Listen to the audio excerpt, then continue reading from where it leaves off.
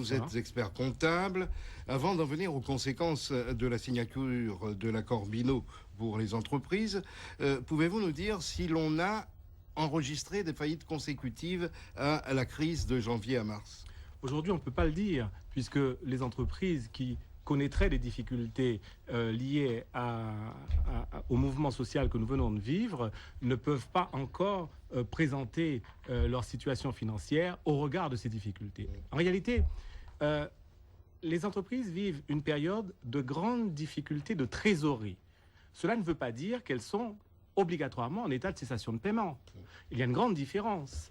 La trésorerie qui est exsangue et qui résulte de cette insuffisance de trésorerie qui résulte du mouvement social. Il n'y a pas eu d'entrée d'argent. Il n'y a pas eu d'entrée d'argent. Voilà. Il y a des charges fixes qui sont là, qui sont incompressibles, qu'il a fallu payer, et l'entreprise s'est trouvée asphyxiée au plan de la trésorerie. Mais elle n'est pas en état de cessation de paiement systématiquement. C'est cela qui doit être aujourd'hui analysé.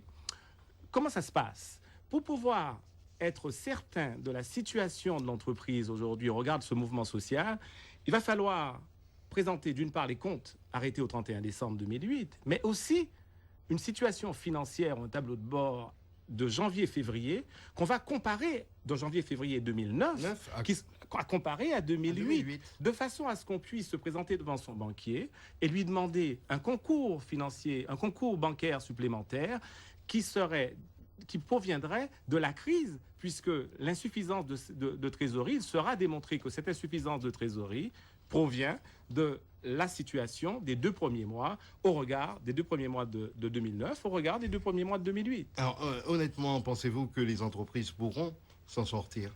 Mais absolument, il y a des moyens pour s'en sortir aujourd'hui. Si exemple, soyons concrets.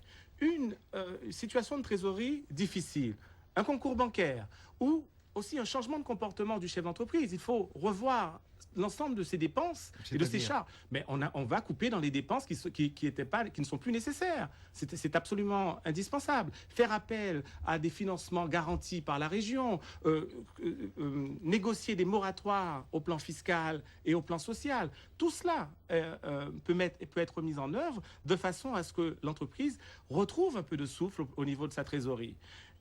Il n'y a pas que cela. Imaginons une entreprise qui ne soit pas capable de reconstituer sa trésorerie aujourd'hui. Écoutez, elle n'a pas que le dépôt de bilan, entre guillemets, disponible. Elle peut faire, si elle est face à une situation insurmontable, eh bien, elle peut procéder à l'ouverture d'un plan de sauvegarde. Ce plan de sauvegarde a tous les avantages d'un redressement, puisqu'il gèle l'ensemble des dettes de l'entreprise au jour du jugement. À qui s'adresser pour le plan de sauvegarde? Mais au président du tribunal de commerce. Il faut pour cela que les entreprises relèvent ce défi avec leur expert comptable et leur avocat, qu'elles analysent leur situation concrète, réellement, telle qu'elle résulte de la crise que nous venons de vivre, et qu'elles dressent un plan qu'elle présente au président du tribunal de commerce. Et là, il y a fort à parier que le tribunal donnera satisfaction à l'ensemble des dossiers bien présentés. Et c'est là le défi aujourd'hui. Mais le défi se trouve aussi pour le chef d'entreprise face à cette crise que nous avons vécue.